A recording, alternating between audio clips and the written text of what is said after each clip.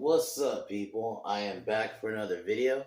Today we are reviewing Saw 3, continuing on with the franchise, and this is to me where it should have ended. It just like even watching this one, it feels like a trilogy. Like it feels like a conclusion. Calls back to the first one. We get a reveal that like Amanda actually wanted we get the reveal that basically Amanda was always a psycho bitch, which I love. And then in that John, basically Lynn's test is actually revealed to be hers because he didn't want to murder her to continue his legacy. So that's the reveal we get, and it's overall a great movie. So the premise is it does somewhat continue right after two. Like it starts, we see Eric Matthews right after what happened with Amanda locking him in, and then he cuts his foot off. We have a time jump. We have his partner Carrie look into his case, but she gets abducted. And then the real victim. Basically, the movie really starts where Dr. Lynn is kidnapped by Amanda and basically forced to perform successful surgery on John, who's dying. And basically, she has pretty much like a bunch of shotgun shells strapped to her neck, basically, that will go off if she, doesn't perform it successfully, while a game's being performed on the main character. I think his name is John. I'll be honest. The characters in these movies don't really matter like that, so I'll just say, Revenge Dad, because his whole thing is his son got killed in a car accident, so John has pretty much taken all the people that were involved, like the judge that got him off, Judge Holden, the person who did it, Timothy, who did and then a witness who saw the whole thing and didn't testify. So basically, all the people that fucked him over. I think his name's Jerry. He came back to me now. I think his name is Jerry. He basically has to pretty much, because he wants revenge, but basically he has to come to basically he has to dial his thing of revengeance back. And it's an interesting story, and it really does work. It's definitely more Amanda's movie, though, because they do look into a character. And I'm going to be honest, the actress who plays Amanda is great. And this is why, to me, this feels like a trilogy, because especially the way this ends. This should have been it. Because from what I'm hearing about 4 and on, it just goes more about, like, the gore. Which, don't get me wrong, I love gore, but when you have gore with no story, it just doesn't matter. Because at that point, you don't have to watch the movie. Like, there's time that kind of works, like Terrifier, but in this case, I just feel like at least these 3 movies did tell a story, So in my head, there's only 4 Saw movies. This one, and I'll include Saw X, is like a somewhat the real 4th one. I'm not, who knows? I might even actually like Saw 4, but just something tells me I won't. Something tells me I'm gonna more just like the kills, and then that's it. There's not gonna be anything. It's gonna be more hollow. But overall, to me, this is the real conclusion of the story. It just works that way, the way it ends. John dies in the end, in my head, because he gets killed by Jerry in the end. Though there's a reveal of another game. But I do look at that as, like, you don't necessarily need to see it. It's like a what if. Because to me, this works as the true conclusion to the story. So to me, there's only 3 Saw, or 4, if you include Saw X, but there's only really 4 Saw movies for me. Like, because this one, I just don't think they really needed to go on right after this one. I think this one works as like a trilogy. So it's not as strong as, I think 1 is the best one, and then 2 is pretty decent. Just think 1 had better character work. And this one was alright. Like, it works. The main guy is good. You kind of understand his thirst for vengeance. I mean, his son was killed, and there was no real justice, so I kind of understand wanting revenge. So it's a simple story. So, and the music's still great, and I love the callbacks to the first one where you see Amanda helping John set up like the reveal scene in the end of the first movie. So they kind of go back to the first and second movie. So it's almost like you see the behind the scenes of how they're able to set things up. So I did like that section of the film. So I overall like it.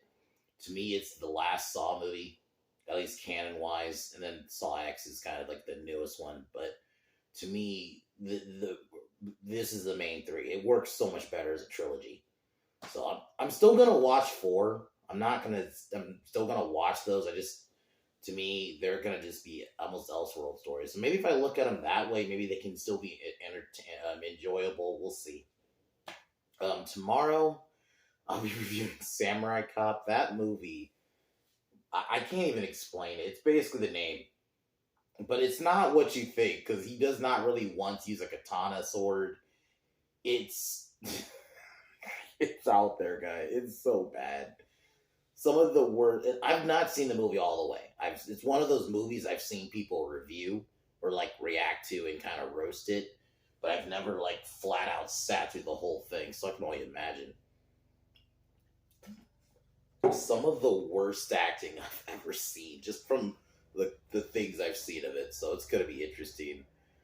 And I'm gonna be honest, I have fun reviewing movies like this. I think maybe next week we'll do Velocipaster. We might fuck it. We'll do that one next week. But yeah. So let's go. But let's get to Saw 3.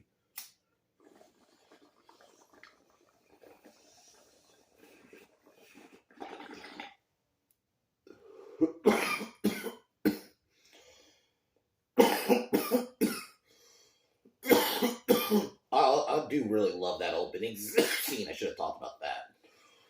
I'm going to, but just really quick.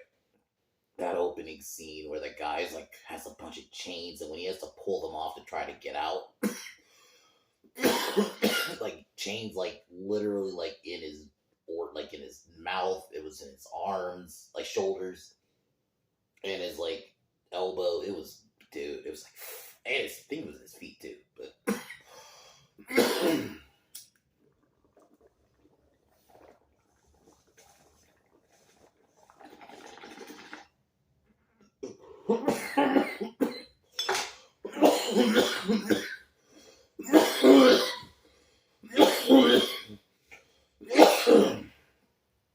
So yeah, movie opens basically like I said. It kind of starts I don't know if it's like right after. It does seem like at least the first opening, little quick opening part was kind of like right after she left because he was trying to get out, and you hear him say, "You fucking bitch." So Eric Matthews ends up cutting his because because it's in this, like I mentioned, if you remember from the last film where they ended it, it's the same spot where Dr. Lawrence and the other guy were in the first movie. So he ends up finding the other guy who sawed his foot off. So he ends up doing the same thing, and they kind of leave it in true interpretation. Like, did he die? Did he make it out? We get the reveal later. He does make it out, but and does get into he almost has a chance to kill Amanda, but she ends up killing him. So he does end up dying, just not here. So his partner Carrie, who I think she was also in the last movie, ends up on. I do love this scene because the way they do transition, he ends up finding a victim of Jigsaw, but they also then transition to back to the night before, where that shit fucked me up, man, because it was in his mouth, it was in his shoulders, the chains in his arms, and basically he has to get out before a bomb explodes, basically, and he has a minute. So, and basically he's a repeat felon, so the whole thing is, oh, you might as well, you prefer being in chains than being free, so that's why the chains are there. So, and that's the other thing. At least the traps were tied to the character. So they made sense to coincide with whatever character, they weren't just there to just, oh, let's have a like, they were obviously there to, don't get me wrong. I can respect to an extent the creativity that comes into the thinking, because I love slashers. So I love Friday the 13th. I always compliment in Halloween too, where I compliment like the thought process that goes in those kills. So I don't have a problem acknowledging that with this movie, but at least the first three, it did feel like the traps did tie to whatever person they were to. They weren't just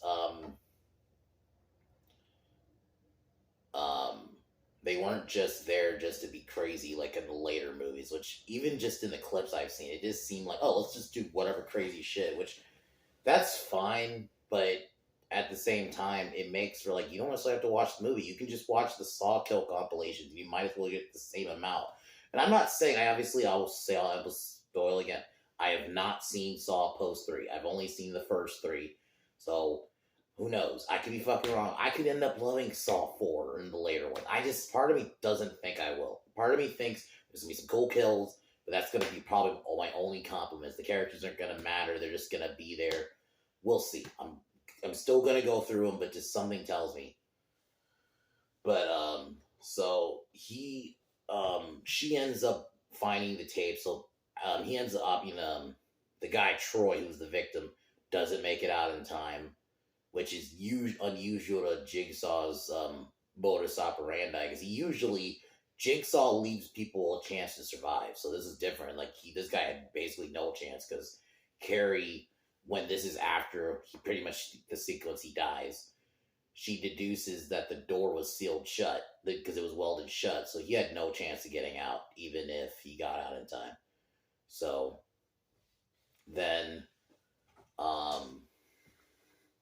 she ends up watching the tape kind of in repeat, and she would have like not visions, but like I guess kind of like she would see Eric in her head everywhere, which I'm okay with her dying. I'll just jump ahead where she gets kidnapped and then she's strapped to the trap, which basically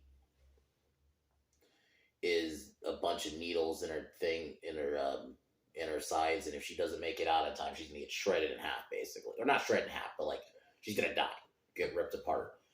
So she has to put her hand in acidic liquid to get the key, and she manages to get the key, but she still doesn't make it out because even getting out, it still rips her apart. So she still ends up getting killed. Pretty crazy kill, and you're noticing a theme that some of these traps people can't escape, and this can all come back later on. And so next, this is basically where the movie actually starts now, because this was to me kind of the leftovers from Saw 2. They mention Eric in the beginning, and then his partner gets killed. So it's like now the movie gets started for real, where Jigsaw's dying. So he kidnaps Amanda, this girl named Lynn, who's a doctor. Who earlier we see her save a kid, and she's out of it because of her personal life, with her family and all that. So she goes to like the medicine room, but she gets locked in, and this is where she gets kidnapped by Amanda and taken to her factory. And I did like this sequence. I do like the set design, at least for this part. It looks creepy.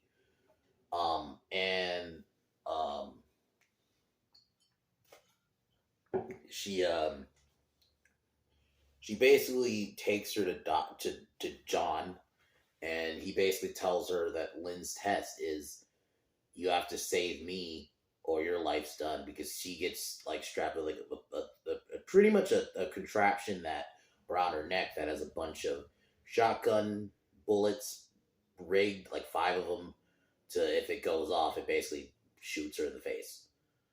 Shotgun bullets though, but like they're strapped to something that's gonna go off minus. It's basically like equivalent of being shot, essentially. And basically, also there's a bomb rig, so if John dies, it's basically tied to his heart rate. If he dies, he basically flatlines. She dies. So Amanda basically says, you got to keep John alive while a man has to play the game. And this is where we go into Jerry. He wants revenge because of his son getting killed in a drunk accident. The driver left, ran away, and got off. Only got a couple of months, I think like 6 months, something like that. And so he wants revenge. So he then is kidnapped by Amanda, and basically he has to play a series of games in a meatpacking plant. And this is where he finds the first victim, Danica, who's tied to a thing that sets off like ice, basically. So he has to either let her freeze to death or try to get her out, because there's a key like on this other side of this thing that's like hard to get.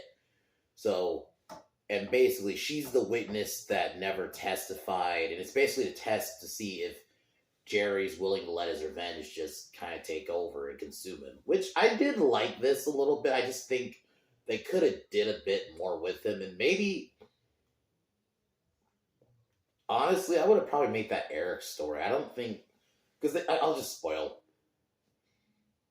There's a part later where you kind of go back and see Amanda's what she's been up to. Because very much a lot of it is more on her side. I do love her story. I think when it gets to her stuff, I'm really into it. Like you see they go back to the first Saw movie, how she helps John, do that reveal scene, which was great, and the behind the scenes. And she also showed how he was, how she set them up getting kidnapped and how John found her. Like they went into it a little bit, and then it shows that Eric managed to get out, and he sees Amanda, and they fight, or he attacks her and tries to kill her. He beats the shit out of her. I'm just gonna say, he beats the shit out of her for a little bit.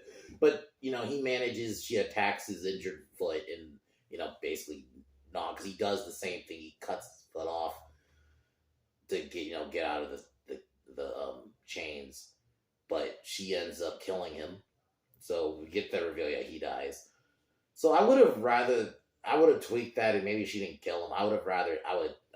But I did like this story with Jerry, because then he finds Judge Holden. He's the one who got his son's killer less a lenient sentence, and basically he pretty much is going to be drowned by a bunch of like rotten pig carcasses and meat, just because he's in like this meat thing, and it's like I think it's a meat grinder. So pretty much if he gets thrown in there, he's gonna get grinded. Or if he incinerates all his son's stuff, this is his chance to save the judge. He ends up doing it. So I kind of see where it's going, but it's fine. Then we see the scene of Dr. Lin, doing surgery on John. Oh, that part creeped me out. It's just creepy to watch when you see him see her cut into like his head, and you see his like bones, and you see her committing, using that like I don't know what to call it, like saw machine to cut into his head. That was creepy to watch, man. I'm like, ugh. And they don't hold back. Like they show you, like there's even a close up of like his skull when she's like cutting into him. When she's cutting into him. So then John finds Timothy, the guy who actually did it. And he's in this crazy contraption. Pretty much, if he doesn't get out in time, if they don't help him get out in time, he's gonna die. Like he's gonna get like ripped apart, and I think his neck broken.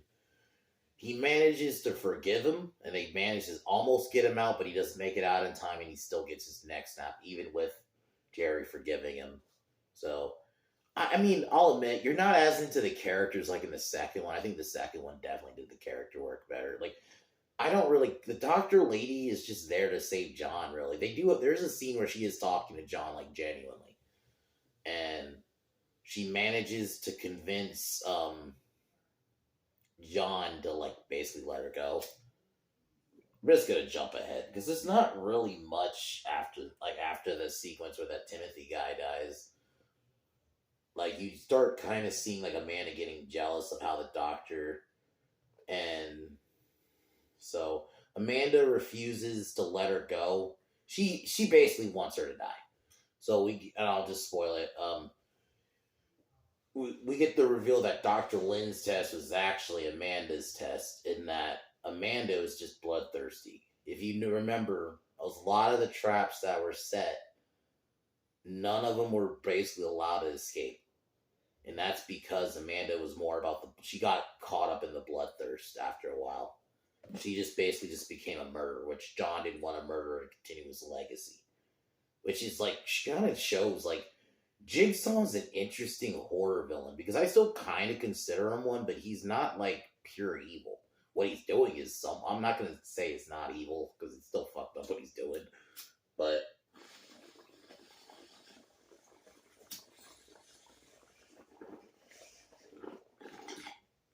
he always, in his traps, at least gave the person a chance to escape. It was on them if they failed to escape. But Amanda, like if you go back to the first trap, that dude, the door was welded shut. He had no chance of getting out. Now it's because Amanda just wanted the guy to die. So she ends up shooting Lynn, which well, I guess we can spoil now, was husband of Jerry. It was the wife of Jerry. And she gets shot. Then Jerry shoots Amanda, which I'll admit her death. I mean, yes, she was evil, but she's a crazy bitch. But it was like sad to see her go. The way it was done well. Like that's why it feels like a third movie, like a conclusion, just because the way it ends, even with the little almost somewhat teaser that could be another one, because Jerry ends up using the saw, the surgical saw, to slice John's throat, and ends up finding another tape recorder, which I'll admit the tape recorders are creepy. It works as a creepy like little thing just to hear him talk.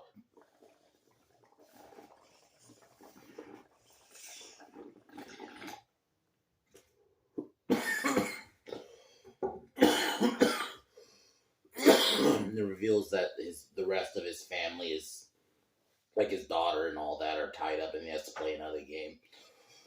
Well, you could say that's a sequel setup. I think if you kind of ignore that part, and I almost look at that as like you don't necessarily have to. That can be an in your head kind of thing. I look at it as a true conclusion. John dies, Amanda dies. It goes back to the first one. It works as a conclusion. So I think to me, this is the canon ending to Saw, and the rest are just kind of Elseworld kind of stories. But I'm still gonna watch them. I'm still gonna give them a fair shake. But I think ultimately Saw didn't need to be more than that, and I think that's the problem with these movies. Granted, I love the fucking credit songs for these movies. How 2000s, they got some like 2000s hard rock. The fucking for the end credit songs, it works. It was the mid 2000s. This was 2006, so it works. Overall, like I still think it's a good movie. I just think the problem is Saw didn't need more after this. I can agree with people who say it should have honestly only been one movie, but I think at least three. The way this ends, it wraps up the story. I don't think you needed more, but they just decided let's just keep going because, I guess they saw Jigsaw, I don't know, as like their Michael Myers or, their Jason they could just milk forever. But I just felt like at least, because I don't look at Jigsaw isn't like, same with, I think Jigsaw is a horror villain, but I don't look at it as a horror villain like I do Michael Myers, Jason, or, Freddy Krueger. Not just because he's not pure evil, but also just because he's not necessarily the one doing the killings. It's the traps that are, and I just don't think there's more to tell. Like, it's not like he has lore like the other characters, like I mentioned. Especially Michael. Like, Michael, he has multiple timelines. He theoretically can continue them forever. But Jigsaw, I just think his kind of story, there's only so much you could do with that character. And then the things I hear later about the later ones where they make Jigsaw super, super far ahead, like of his own plans. It just gets convoluted. Like, it is what I hear about the later ones. So like, they should have just just 3 movies, wrap it up. It wraps up the story perfectly. He didn't want to leave his legacy to Amanda. That whole test review, that's like such a conclusion for that character. And I'm fine with Saw X being fine, but I kind of ignore the others. I don't necessarily need, like, the others as canon films. There didn't need to be more. Like, Saw was perfectly wrapped up. So anyway, I don't want to feel like I'm meandering. But yeah, Saw X was decent. Saw 3 was good. I'm interested to see where the other ones are. Who knows? Maybe I might like them, but I'm fine with just living in my head that there's only 3 Saw movies. So I would give this one like a 7.5 out of 10. I don't think it was a perfect film. The characters weren't as good. And I think, unfortunately, too, even had that same problem. I think the characters, honestly, the best characters in the first one. I just think Steven and David were, and then Lawrence Gordon too. There was just, and the other person in in there with Lawrence and who's captured. I think there was just far better characters in the first one. I think two had some decent ones. At least like the people in the house were pretty decent in that film, even if they weren't necessarily good characters. They were at least like, okay, there's some characters we can follow. In this one, they were just a lot of them were more just tied with Jerry. So, which his story was good. I just think what suffered is just there wasn't a strong character. Like, I didn't care for the Lynn character really. She was just there for me. So, but I still give it a 7.5 out of 10. It's still mostly a decent film. I just end it there. There's no more Saw movies after that, canon wise. I'll still watch the other ones. I'm just gonna flat out say it right now, even if I haven't seen them. I just think 3 movies works for this franchise. It's not supposed to be a franchise that goes to like 8. At least like Jason, theoretically, why Jason could work. One, he's not necessarily bound to timelines, but he's just a guy in a hockey mask killing people at a camp. You can kind of do that forever. You're not bound by like a main character really. Like, yeah, you have Tommy Jarvis, but you do Friday 13th. There's multiple Friday 13th that have been done without that character, especially since Part 6, which is like the last one he was in. So you could do Friday 13th forever without that character. And I think that's why, and you also just kind of recreate it. Like, you can obviously have that beginning point of the original, what happened with the story, but you can kind of go anywhere. You can go with the remake. Jason is like an urban legend. I think that's why it works. You can kind of go forever with him. But Saw, Jigsaw is a human. Ultimately, it goes down to John Kramer's a guy. He's not supernatural. That's the other thing. He's not supernatural. There's no supernatural element. When you have a franchise, the only reason Scream, I'm one of the few I'm okay with 4 movies. One, it was a commentary on horror, so I looked at it as like a commentary on the era of horror it was doing, right? So I think there's that. But Scream has it can be anybody, so you kind of can do that for a little bit. Saw is just a dude, one guy, John Kramer Saw. So when he dies, where do you go with it? I know they try to do later ones without Saw, then you're just watching Saw copycats, which at that point I'm just no. So, but anyway, guys, tomorrow Samurai Cop, that's gonna be fucking entertaining. I know it's gonna be dog shit, but at least it'll be entertaining to roast. Just some of the dialogue. But yeah, that's gonna be fun. So I'll be doing that tomorrow.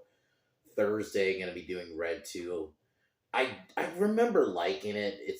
That's the one I've only seen once. I saw it around like a little bit after it came out.